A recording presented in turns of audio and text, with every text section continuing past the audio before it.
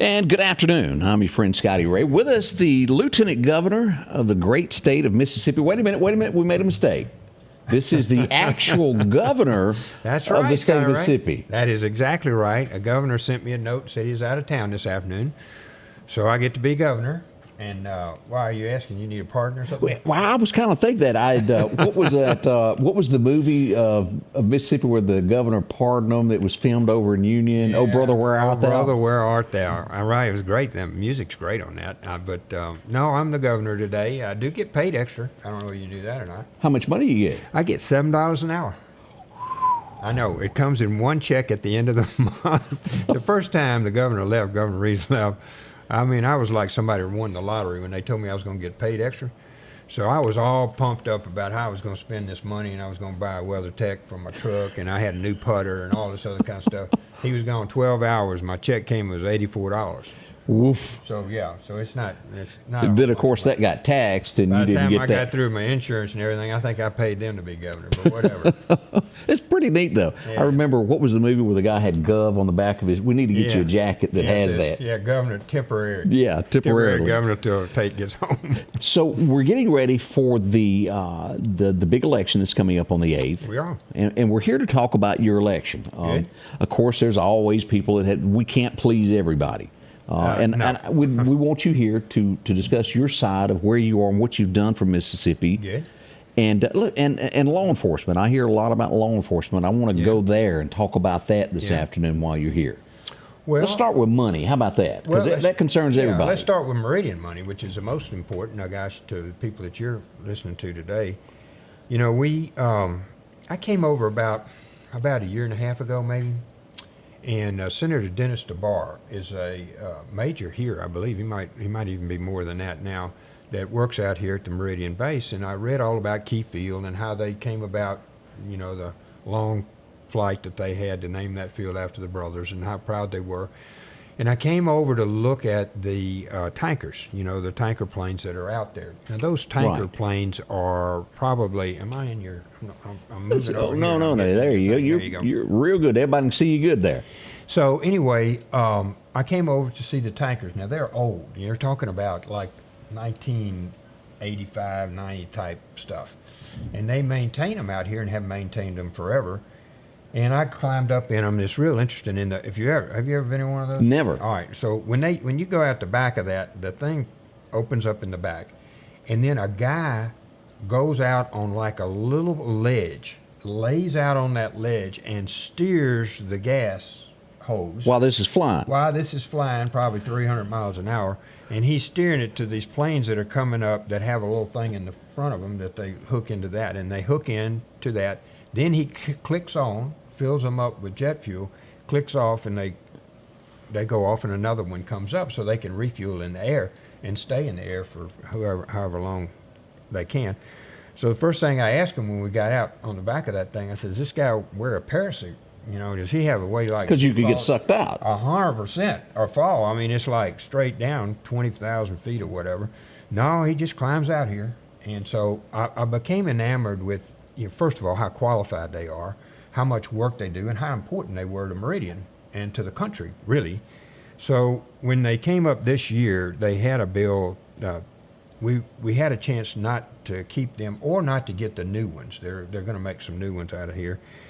And it came up that they needed a new fire engine, about a fire department there, and it came to about $20 million. So the legislature this year, and I want to thank Jeff Tate, the senator over here, did a great job. Oh, Jeff is well liked. Yeah, and he did a great job on bringing that to our attention and then shepherding it through the legislature to put that much money in there for the 186. But there's a real good chance that we'll be able to expand that. First of all, keep it. That's number one. And then second of all, to expand it out there. And you can see them when you come by.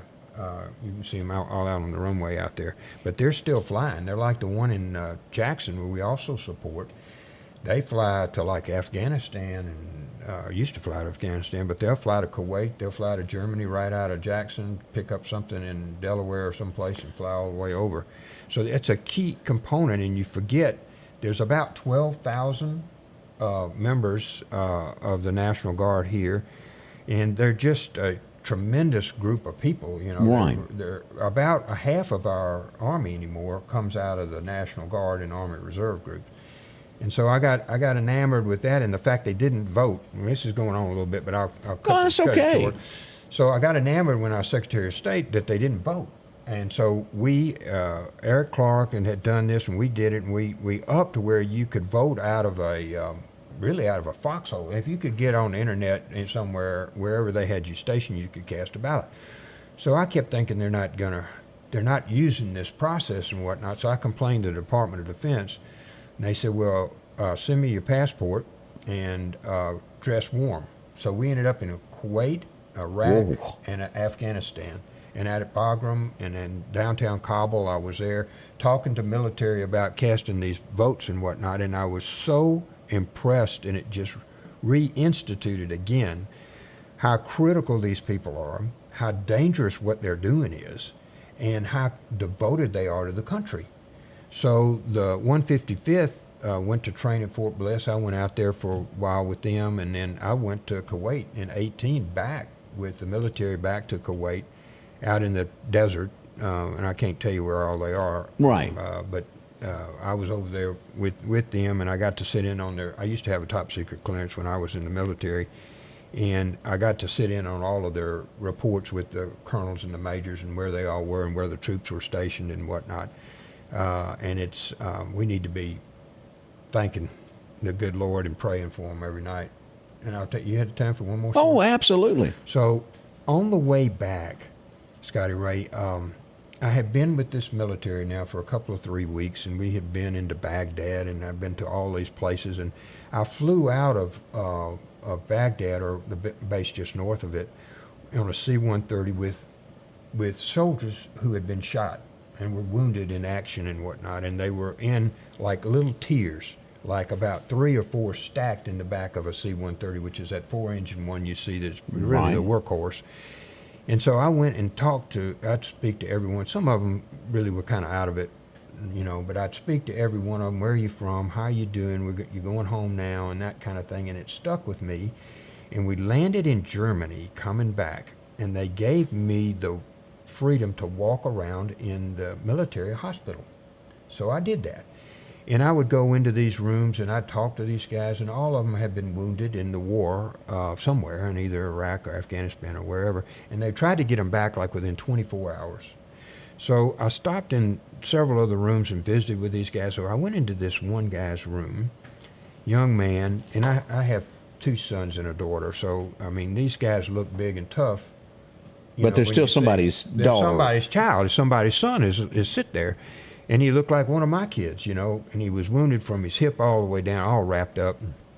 And I don't know what had happened to him, but I went in and said, you okay, son? Yes, sir. They treating you all right, son? Yes, sir. You need anything from? No, sir. I mean, it was just that cryptic, you know, on what he was doing. And so I turned around. He was the only one in that room. And so I turned around and walked to the door, and I thought, this is not right here. So I came back and I said, son, are you okay? And he said, sir, I need to go back. My men need me. That's pretty powerful. That's what's in this country. And I was taken aback, and it like lasted 2 or 3 seconds before I could even think of anything to say to a young man like that.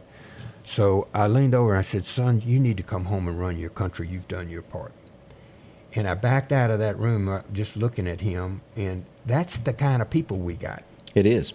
And that's the kind of people that are defending us today in Kuwait and other areas in the Middle East. And so often and that out is- here, you know, training right out here. It's overlooked so often, the people that do that. We see things that go on, and we forget Right. of that common man that is there defending that flag. So And woman, yes, a yes. whole bunch of the military is female, and they do great work as well. So, and I can tell you from experience, the base in Kuwait, you can't see a tree. Probably you have to drive maybe 30 or 40 miles. You Wow. may find one. It's in literally the middle of nowhere. And I was just with a group. We sent 612 back about a month ago, back to that same base in Kuwait. So I got into the military part, and I pay particular attention. They're first defending the country. That's the biggest thing. Second, they're our boys and girls. They're our young men and women. Mm-hmm. And then third of all, there are tremendous economics to us. I mean, you look, we're training the Navy pilots. We have this unit here. We have Keesler. Shelby's being more and more used. I was with them when they loaded all of the equipment for the 155th in Gulfport and loaded it on a ship, and like 2.5 weeks later, they unloaded it in Kuwait. So there's a tremendous Camp McCain. There's a tremendous amount of government training for the armed forces here. The Corps Engineers in Vicksburg is world class. Their Waterways Experimental Station is just world class. So we have a good part of the military, and I was real pleased to see that come here. This last, the last 4 years, the first year I was there, we cut the budget by 2%.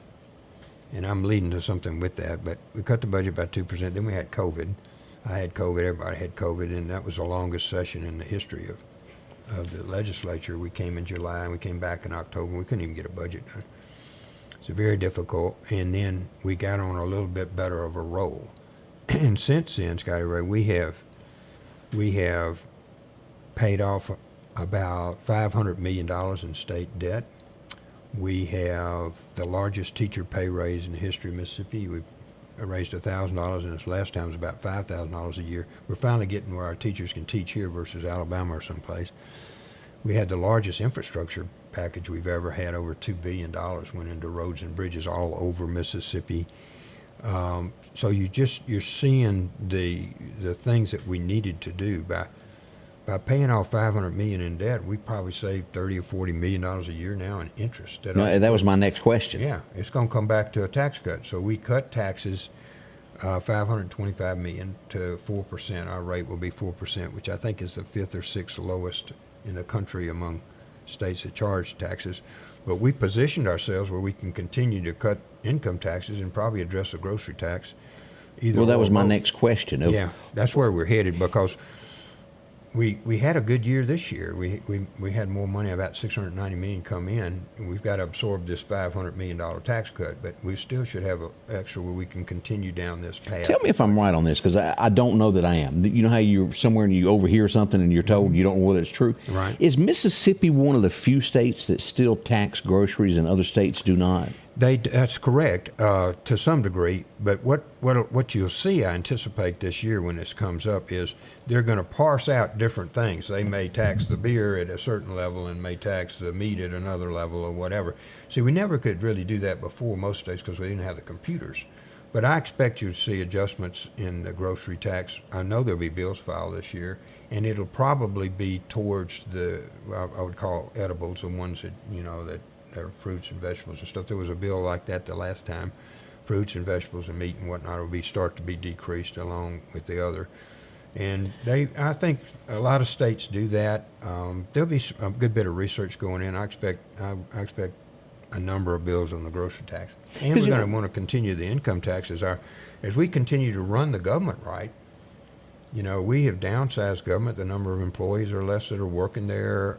We cut the budget when we started. The federal government dumped a bunch of money in here, and we did the right thing. We matched money that the cities got for water and infrastructure. No other state did that. So I went all over Mississippi talking to cities and counties about, look, if you take your money you got and put it in water and sewer, we'll take the state's money and match it. So we appropriated $450 million for the cities and counties. They ended up matching $491 million. So we had to come back this last year and appropriate another $41 million. So we ended up spending $982 million, $1 billion on water and sewer in this state that would have, no pun intended, leaked away. Right. We'd have never found that stuff again, Scotty Ray. So I was real proud of my cities and counties to save some of their money. And there are a lot of needs for cities. Police department needs a raise, fire department, all that. But they put it in some long-term work. And the things that we're doing now are for long-term.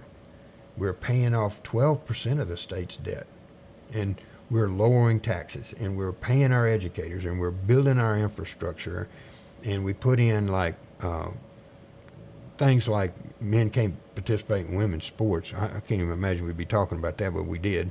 So we passed that bill. So there's no ballot harvesting here anymore, and you can purge people from the voter rolls that hadn't voted in two. And that just happened. All of this happened in this last couple of years, and so we're on a good path for Mississippi, and that path really is not looking at next year. It's looking at the next generation. Like I got eight grandchildren. I want them to grow up. That's a heap. And be like you are. They can go start a radio station or a podcast, which will be probably more prevalent in the future, or whatever they want to do. But for a long time, we had people moving out of Mississippi because of various and sundry reasons. We want to keep them here, and to do that, if you don't have a lot of debt, you can do a lot of things. You know that from your personal. Correct. But we've been putting money in your savings account, and we've been paying down your credit card. And I'm real proud of those.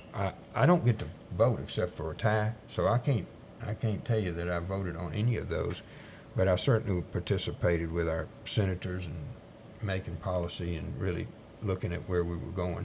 And I'm real proud of them. You know, Tyler McCon, and you've got Jeff Tate's over here. Tyler McCon is now head of forestry. He was a freshman. You can't appoint freshmen as chairman, so you have to wait a year or two because they had never run a meeting. So every time I get a chance, Jeff Tate wasn't he was a freshman. He wasn't chairman. I appointed him chairman of elections. He'd been over here on the election commissioners forever, so he knew what he was doing. That's where we got the ballot harvesting. He did that.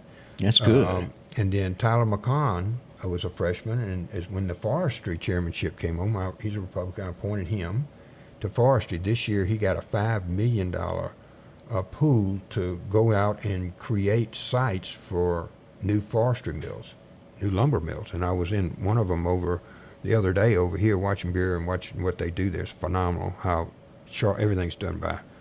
It's all done by computer anymore, but how automated that mill was. We've announced 2 new mills, one in Sugar Lock, and then one in Gloucester. And then we have leads on some others. And that by putting some money that we had into a fund that we can build a site out for you, bring your water and electricity to you and everything, build that, get it flat for you can build your factory, that has a ripple effect, Scotty Ray, all through. Most of my people don't cut but like once a generation, every 20 years or something. Correct. So this will allow them to get more for their timber that one time that they go and cut. I'm actually here because my great-grandfather ran a sawmill south of Vicksburg. So I had paid particular attention to that, and I managed about 350,000 acres when I was Secretary of State for timber. And we got our 16th section land, which you've got over here. We ended up raising $1 billion for school kids. And of course, you can sell the timber off of the 16th section land and bring money back to the state. Absolutely. Well, it goes back to the school board. Well, yeah. It doesn't go to the state of Mississippi. There's no money in it for us. So I was real pleased with that, and I've been particularly attuned to this, how important forestry is in Mississippi. Well, it's big industry here. You'll meet many a log truck in our area. Good people, Yeah. They work hard. Yeah, and then I was talking to one of them. You can't buy a skidder anymore for like $100,000. I mean, those days are gone. It's gone. And so what we did this year, and people hadn't noticed this much, but I'll tell you, we put in that you can 100% deduct all of your capital expenses this year. So if you go buy a new equipment for here in your studio, you can write it off for Mississippi 100%. Instead of having to write it off over 5 years or something. Oh, that's like great. That. It is, and in my loggers, and they buy these skidders and all that other. And when they do that, those are really expensive. So now we'll help them some by allowing them to write off the 100% of the year in which it comes out. Things have just gotten so expensive in most businesses to where the profit level is cut back because equipment costs so much. Would you have ever thought a farmer in our area? The farmer is disappearing. The combine costs so much money. He can't seem to get. Let me ask you about another thing that is real big in the Meridian area and across the state. As we get into the medical field, that is huge in our area. We've got 2 large hospitals here. Shortages of nurses and doctors. What is the state doing Yeah. to fix the problem that we have with this? Well, if you had about a day, I know we got a limit here, but let me give you the shortened version. First, I used to represent a lot of professional associations, and I represented some over here. And I remember when you had 3 hospitals. Now you got 2. Right. And they're battling. You know, I've talked to Andersons, about their expenses and what they're doing, whatnot. So this last year, or in the last 2 years anyway, we've done a couple of things. First of all, we put in where if you go off to be a nurse, we will forgive $6,000 a year of your school debt every year you stay in Mississippi for 3 years. So basically, we'll pay your school debt off for you if you'll stay and work here. So we had a nursing shortage, particularly after COVID, and we had a lot of what they call travel nurses, and they left. Then we also have a rural doctor fellowship. Now, I think I gave out the certificates. There were like 57 of them. They're under the same thing. We'll pay off your expenses for med school if you agree to stay in Mississippi 5 years. So those 2 programs are providing us with labor. On the actual physical plant for a hospital and the rest of healthcare, I have been to ones here in Meridian. I have been to ones in South Haven. I have been ones in New Albany. I have been ones in Singing River, Forest General. These are all within the last little bit. All over Mississippi, looking at these hospitals and what Greenwood. Greenwood's a good example. They're losing about $1.5 million a month, Scotty Ray. It's a lot. Yeah. And so when you look at that, how can they survive? And their hospital was built for a larger population, and now a lot of their OB has moved away to Grenada, and there are a lot of things going on. This fall, we will have our hearings, and I go back to when I used to represent companies. We always had board of directors meetings, and I'll tell you, you never know what's going to come out of a board of directors meeting. We're going to start having hearings like I've had on everything else we've talked about. We did, after we won the decision in the Ayers case, we came back and we did adoptions. We did a whole bunch of things for children that are from one birth really to 3 or 4 years old. We did a lot of statutory things, a lot of help there. We're going to do the same thing with healthcare. Healthcare is composed of these things that are big tickets. Your pharmaceuticals are exceptionally expensive, and our independent pharmacists are really just hanging on because big pharma is dictating their prices to them, quite frankly. You got pharmacies. We have significant mental health issues in Mississippi. Whew, and that's an understatement. St. Dominic's, well, they accuse me of being one of them. But St. Dominic's just closed all of their beds and whatnot. So we have a decreasing, and so did Merit Health over in Vicksburg. So we have that problem, which is individuals who have mental health issues. Then we have the hospital, some of which are older, even back to Hilburton, which was in the 50s and 60s. Then we have the moving of people around. Then we have really doctors and nurses are a smaller part of the labor force really when you get to it, but having quality health there. And the machines that used to cost, $500,000 cost $2 million. I was with a radiologist in New Albany, Mississippi, looking at his new $3 million, radiology machine. So all of those have blossomed into an increasing cost and a fixed reimbursement model. Okay, so what you'll see us doing is looking at all of those as one big ball of wax. Not just go help the hospital here, and then we find out we don't have any mental health, we don't have any pharmacists. So that would be less than a holistic approach, to put it that way. So when we have our hearings this fall, we will start into all of this about the hospitals, which includes how much do you need, how many beds do you really need. We need an emergency room close to anybody. I never want anybody more than 25 minutes or 30 minutes away from an emergency room. OBGYN, we have a lot of sick babies and we need to have that. We passed postpartum care this year. That was a Senate bill to help moms for 12 months after birth and obviously their child, baby as well. So you'll see us bring all of those people together. And when I came in, I thought that we should televise everything. Now that hadn't been done before. But all of our hearings, you can sit right there at your studio and watch them at night or in the morning. And if you miss them, they're archived and you can look at everything we decide to do or not do. And I'm very anxious to see how that comes out. I'm not predestined to that. I don't know what all will come out of that. I know we got problems from mental health, pharmacists, nurses, hospitals, infrastructure, cost of machinery, cost of healthcare, reimbursement model. You pick it.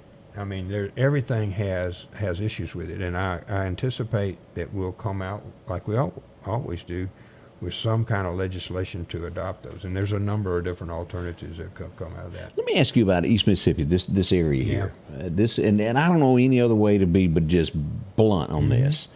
You look at Meridian, Mississippi. When I started umpteen dozen years ago, there were 52,000 people within the city limits. I think we're 32,000. Yeah, same with Jackson. I sit here, and each day I report what's going on. I see things coming into Tupelo. Yeah. I see things coming into Hattiesburg. I see plants going into the Amazon plant. Yeah. I'm not seeing things come to Meridian. Now, there's two ways to look at this. I've always heard this. Back in the day in Meridian, Mississippi, there were business owners that go, whoa, we don't want that over there. We'll have to pay more over here. Our wages will go up if we let that company come in here. Yeah. Those days, I hope, are gone because we have got to do something. If we keep going the route we're going in East Mississippi, it's not going to be. What do we have to do here? What is the answer? Who needs to take the first step to turn this around to bring industry back to the Meridian area? And when I say Meridian area, I'm talking Newton, Neshoba County, and Clark, all of this area here. Yeah. The way I looked at it is that the first thing you got to have is the transportation, water, electricity, that kind of thing. Then, and also in conjunction with that is a number of employees. So here's what we did. We appropriated money for y'all to have a site ready, or shovel ready, whatever they call that thing, where you can actually have, and you have here a place that people could come and start. When a company wants to come here, it doesn't want to say we're planning to do this. It wants to come out there and see a flat slab with a water and sewer to it, and this is how you're going to get on the interstate. That's what they want from a planning perspective. The other thing was our tax benefits. So I rewrote with a bunch of economic developers in Mississippi something called MFLEX. And you can look it up on the internet, but MFLEX took all of our tax benefits and whatnot and put them into one thing that a company in California can sit and figure out how much we're going to give them. Then we gave, like the governor, like 20 million, maybe even more than that, of money that he can kind of make the deal with. He can kind of add, if they needed an extra 500,000 for this or whatever, the governor has the authority to do that, and he's been using that, and we have a lot of new companies around. Which brings us to Meridian in East Mississippi. Y'all have water. I mean, the Dog Maybe is not this far over there. You have railroads. You started with the railroads. One of the world's best singers came out of the railroad. So so you've got railroad, you've got people here, you've got people that will work here, and you have to have them educated, and you have to have the ability to have tax benefits to bring here. I don't know of any and I pay particular attention. I've been talking to somebody about coming here specifically to the Meridian area. I've been paying particular attention. We have finished second more than I can't think of anybody. It seems like we always get down to the last. Well, you take Tuscaloosa Mercedes; it went right across the state line. Past us, man. You could see it, and it's not just them. I have some others that I've talked to that would fit here, and I know your economic development team's working on these. So I'm not saying that one way or another. Right. But we, as they say when you're playing baseball or something, we're due, because we have set ourselves up with the site for this, the transportation issues for this. Our tax benefits are here. The governor can add to the pot if he needs to. We got everything set up. The other part I thought was important was the Children's Museum and the Max. No, they're state of the art. It's not only that. When I come over here for your parties in the spring, and I'm sitting there and watching all of these young people, bringing out their, it's like a date night or something. They've got all these families and these young people coming out. They have to have a social part. Correct. They have to have somewhere they're going to go, and we're going to get a new outfit to go here or there. So you've got to have that going on, and you've got a good bit of that going on downtown. Moving the jail, that kind of thing is important. So, and they've redone the 3-foot and all that. Oh, it's beautiful. And it's beautiful. I went up there the other day and talked to them, and was at their place. And there's a brewery downtown. We got a lot to offer. You have a place. You got to have a culture for these kids, city kids, these young men and women that come to work here. Where they can do something after 5 o'clock. So I think that's important. I think I think we've lined up East Mississippi to do well, and It's our turn. I know. I watch the court, Bob, about so many times a year for over here, and we just hadn't quite hooked one. And I'm very comfortable. We will, and Jeff has been very helpful on this. We will continue to make money available to the governor and MDA for their work. We will continue to make money available for industrial sites. We will continue to have the best tax structures for anybody that's incentives and stuff like that. We're going to be competitive, and it's time. After a while, the job absorption gets so much in these other areas that ours looks better. We kind of rise to the top, and I'm very hopeful and predictive of the fact that we'll get one this next time.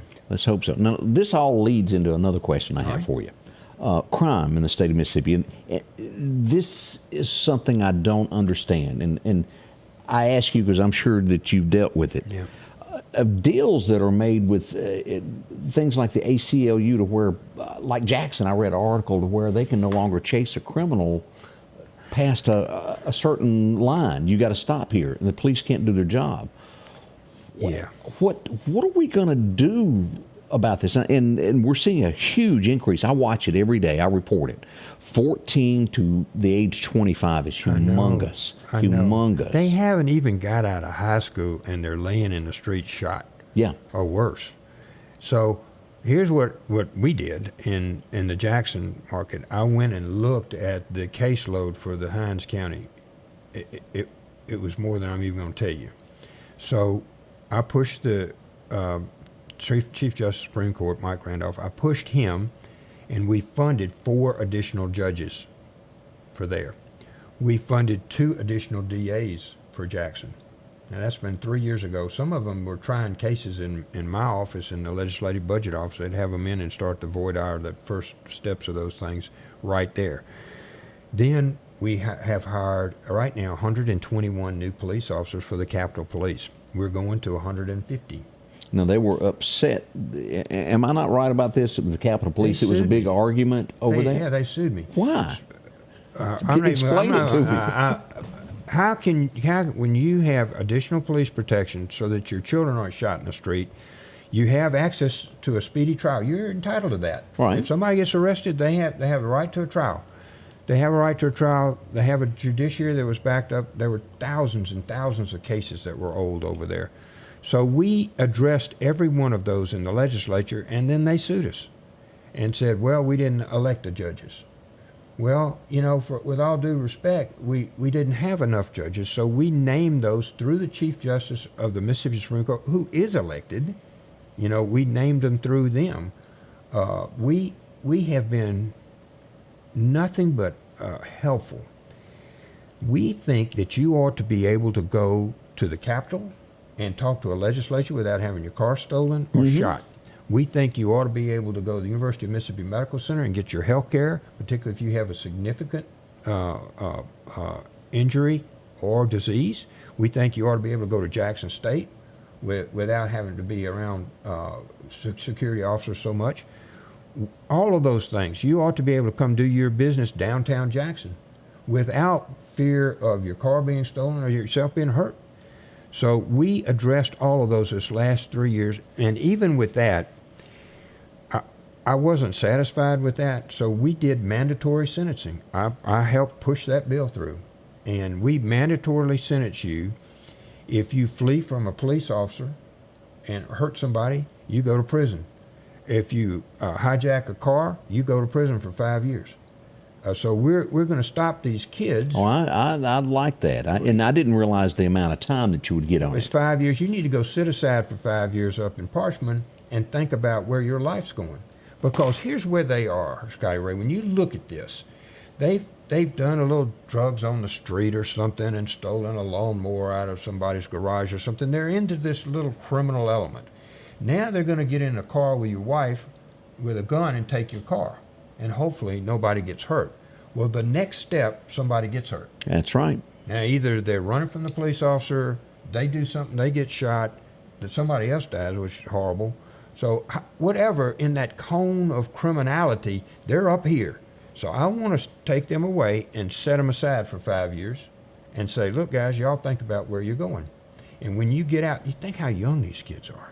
We had a 15-year-old shoot a 15-year-old who was pregnant, killed all three of them, the baby and the 15-year-old man, young person, and the young woman. So I am bound and determined that the people that are at this level, before hopefully they've killed anybody or run off from a police officer or stolen your truck or whatever, like they did in mine, I'm bound and determined that they go sit aside and think about it. We've got a lot of rehab that goes on in our prisons in Mississippi, and I'm hoping we rehab them. They come out. We don't want to see them back. We'd like to have, a 20% recidivism rate or something. We don't want them to come back. But I'm not backing down from that. I've been called everything but Reagan over my mandatory sentence. Now, have you checked with other lieutenant governors? Are you the only one that's had your truck stolen? I mean, this is like headlines here. Lieutenant governor of the state of Mississippi has truck stolen. I'm just one of the people, man. I'm a man of the people. I'm just like everybody else. They stole my truck out of my driveway. And it's a personal matter. It was just. We were, I was at a political speaking the other day, and crime constantly comes up. Whether it's a $500 item or a $200 item, that person worked a long time. I had somebody a couple hours ago talking about they had a blower stolen from them that cost them $750. And he said, do you know how many yards I had to mow to pay for that? Right. Well, I think, I call it this cone of criminality. We're stopping that. And the other thing we're doing that will probably surface over here, we're seeing more and more, I think 30 school districts now are going to semester systems. Now, what does that mean? That means you go 9 weeks on earlier. You start earlier. They're starting right now. They go 9 weeks, then they take 3 weeks break. Then they go 9 weeks, 3 weeks break, then about 5 weeks in the summer. So there's breaks in the fall, and in the spring, of course, you get Christmas off and everything. But these periods that are in between are called intercessions, Scotty Ray. And in those intercessions, if you're behind, you can catch up, or you can come back to class, and you can take other courses or just be in a learning environment. In Gulfport, for example, I sit in these things to watch how this is happening. Madison is going to this. Good school districts. We have school districts from C to A that are going to this semester system. Some call it a year-round type of system. But if a parent wants to send their child back, they can. That child, like there was over 1,000 children in Gulfport that were back in school over the summer. So what does that mean? They're in a learning environment, they're in a safe environment, and they're getting fed. I had someone email me about this subject this morning, and I didn't know where it was, and I'm glad we brought this up because that answers a lot. Well, you'll see it like, it started really in Corinth, and we pushed it this year. We tried to give them a bonus for doing that, for going to a semester system.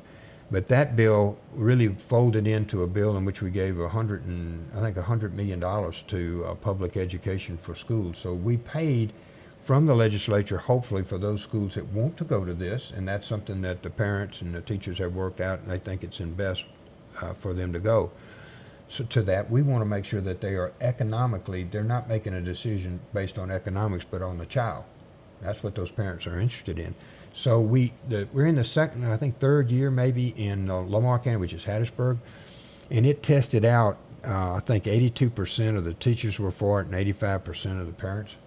So, I mean, in politics, that's a landslide. Yeah, it is. So we're seeing more and more of the go to that. Why is that important in what you're talking about? Because I have a better educated workforce, and my workforce is educated to compete not with Alabama. We're competing with China, and we're competing with the rest of the world. They need to be able to run those computers better than you and I can. They need to be able to have that knowledge, and they need to have a safe environment while they're growing up. And so I'm really encouraged by the parents and the teachers making this decision, and 30 of about 130 school districts in Mississippi are already going to this. And I anticipate that there will be more. And I anticipate, like I said, there are A ones and there are C ones doing this, so it's not necessarily just A ones. And I know we need to go there. I've kept you a long time, I'm sure. It's my bad. I've been talking to you. No. We got all the time in the world. I'm sure you got other appointments that you've got to go to. In closing, and then I want to say something. I've got some pardons I got to get out tonight. Oh, use it while you're the governor. That's right. I'm the governor, so you need one. I've got a couple extra. I need an open one. Scotty Ray. To be determined, Scotty Ray. Tell me in closing to the folks that are watching and that'll come back and watch this broadcast later, why they should vote for you for Lieutenant Governor. How do we wrap this up and tell them come out and vote for you? Well, I can tell you, I've got a record, and if you want to look at infrastructure and lowering taxes and running the government like a business, if you want to look at the facts that we're educating our children better, if you want to look at just about everything from the social issues like men not participating in women's sports to election issues like ballot harvesting, which may have cost us an election the last time. All of those things were accomplished under my watch, and quite frankly, we worked 5, 6, sometimes 7 days a week to get that stuff out. Where we're going, I have a vision for where Mississippi needs to be. I can see it out there. I know where we need to be going, and I am headed that direction with our taxes, with our education system, with our infrastructure system, with all the things we've been talking about today, from military to school kids. I know where we need to go, and I'm not looking at it for just 1 year. I'm looking at it for the next 10, the next generation of our children. And if people support me again, I've got a record. I've got a pretty significant record. If you like what we've been doing, you're going to really like the next 4 years, because we're not borrowing any money next year, and we're looking back at all these tax cuts and everything else for years going forward. Mississippi is in the best financial condition it has ever been in since 1817. Pretty strong. And I'm proud to have been a part of that. I'm proud to provide some leadership on that. As I said, I don't get to vote on everything, so I get more credit or less blame or more blame than I probably deserve. But I've got a feel on where we need to go, and I intend to take us there if they'll rehire me. Lieutenant Governor, y'all keep that in mind as the election is coming near. In closing, I wanted to pass along some condolences. Right before you walked in, Sheriff Eric Clark called me, and he goes, I got something I need you to put out. And we send condolences this afternoon as we finally find out a young man lost his life about 12 miles from here on Highway 19 in the early hours of July 13th. He was struck by a car. We didn't know who he was. He was found on the edge of the road. He has been identified. Sean Tubby, he was 31 years old. We send condolences to his family, and they have no clue as to who might have done this. So if you see something looked odd, you were around there in the early morning hours of July 13th, call Eric Clark. He'd like to talk with you. And thank you for coming in. I appreciate it. That's the other thing, Scotty Ray. If you get a chance to hug somebody and tell them you love them and say your prayers tonight, there's never a guarantee of the next day. So don't miss an opportunity to do that. Thank you, Governor. It's good to see you. Say that. Yeah, I am. That's the governor. You got the governor on today. Until Tate comes back, I don't even know when he's coming back. When he comes back, then I'm out, so I can't help you after that. Lieutenant Governor's race is coming. We appreciate each and every one of you watching, and we'll see you in the morning beginning at 6:30 and then again at 7. The Scotty Ray Report is brought to you by our following partners: